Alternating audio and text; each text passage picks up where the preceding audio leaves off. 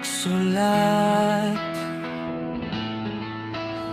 kami ng belot sa sarili nating fairy tale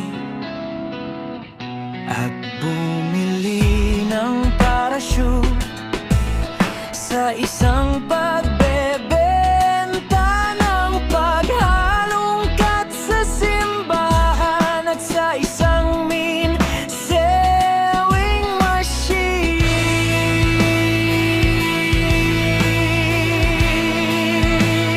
at milya ng tren.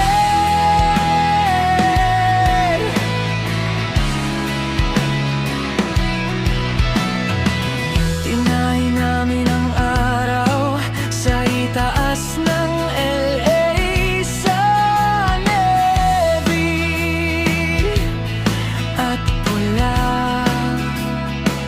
Nagsusugat kami ng racetrack sa pamamagitan ng mga upuan sa kusina ng iyong ina at nilabanan ng mga anino pabalik bumaba sa iyong madilim na hagdan sa basement. Nagsindi ako ng posporo sa kahinayaan itong mahuli para maliwanagan ang kwarto at pagkatapos ay sumigaw ka habang nakikita namin isang lumang maroon na haon balloon mo araw-araw po sa isip ko at maubusan ka ng ideya medyo malapit na kaya't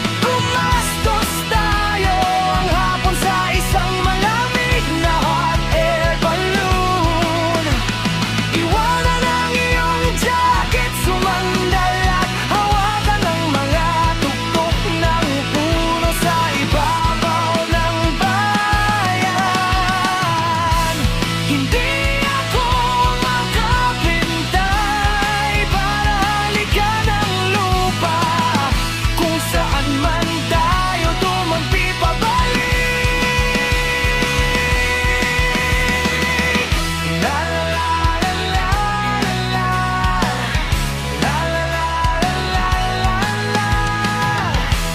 Uminom kami ng magandang mangla parang malamig na limonada